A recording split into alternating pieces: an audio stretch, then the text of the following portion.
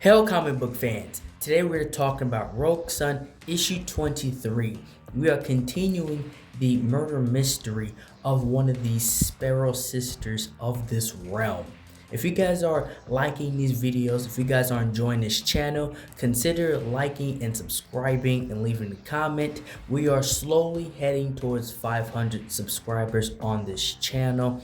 All of this could not happen without the power of you guys.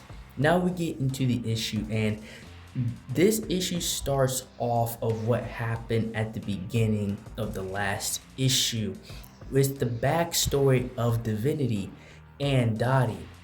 Dottie is the aunt of Divinity, and they were attacked by one of Morningstar's, disciples.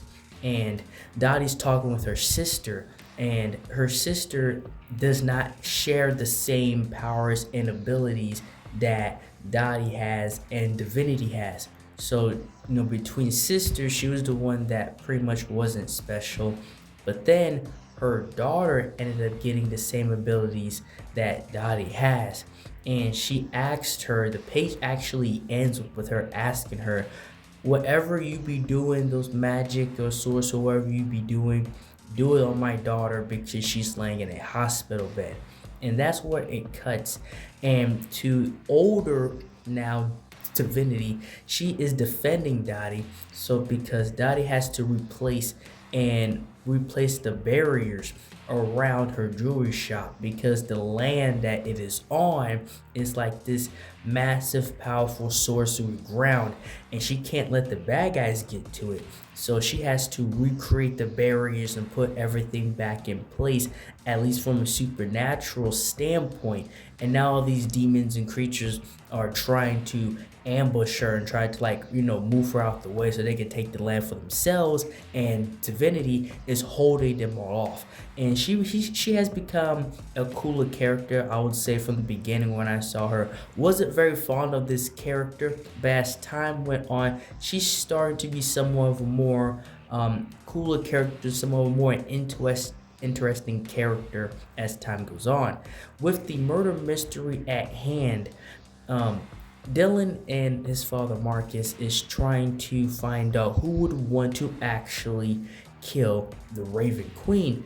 And this is what Dylan actually shows some smarts. And I mean that because he asks her, well, who'd want to kill you in here? And she says, well, everybody is loyal to each other and everybody, cares for each other. And that's when he goes, yeah, but hypothetically, if you had to really put somebody in that position, who would it be? And that's when she started naming off names of who in this, who within her kingdom would actually want to dismount her and take over the throne for themselves. And as they're looking, Dylan, of course, goes ahead and tries to get more insight on his father through the Raven Queen. And she pretty much gives Dylan a little insight on her perspective of who Marcus was as a person. And that really ticked off Marcus. And it's like, even within the situation as serious as this, Dylan is still messing with his father. He's still being very immature. There's a lot of moments where Dylan just decides to be very immature. And you can, suck up to saying, yeah, well, he's still 16 or whatever, but you've been thrown into this world of the supernatural and you are the guardian of it.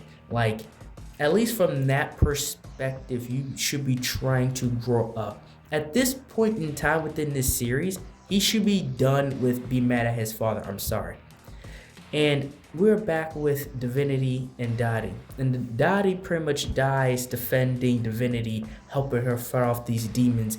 And she finally tells her that you did not die that night. She tells her the truth about what happened to her before Dottie actually ends up dying. And Divinity is just standing there in shock, learning this information, and Dottie dying.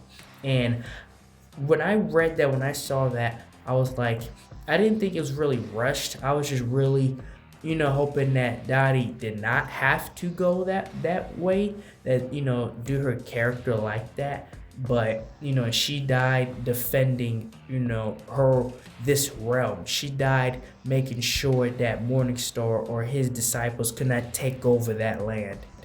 Back with Dylan and his father Marcus, they were told where this shadow assassin was, but it ended up being a ambush. They were played. It was a trap. People on the inside sent him to this location so he could pretty much get whacked. And he ended up having to fight off these 3 warrior women of the kingdom. They're like high ranking soldiers.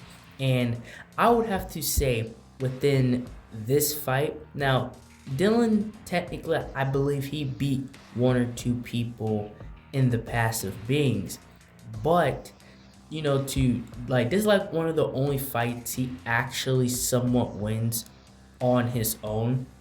And as it gets like these 3 warrior chicks, I'm like, bro, you really need to raise the ranking on who you actually beat on your own.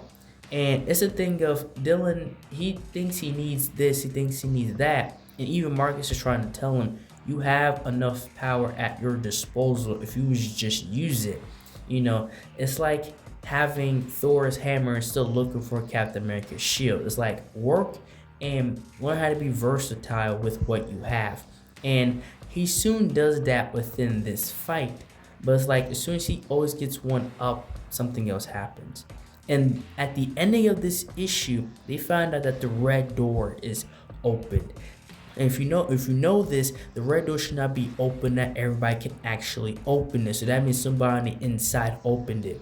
And that's when the shadow assassin is standing there and he takes out the wing keeper, which is somebody very high ranking within this kingdom.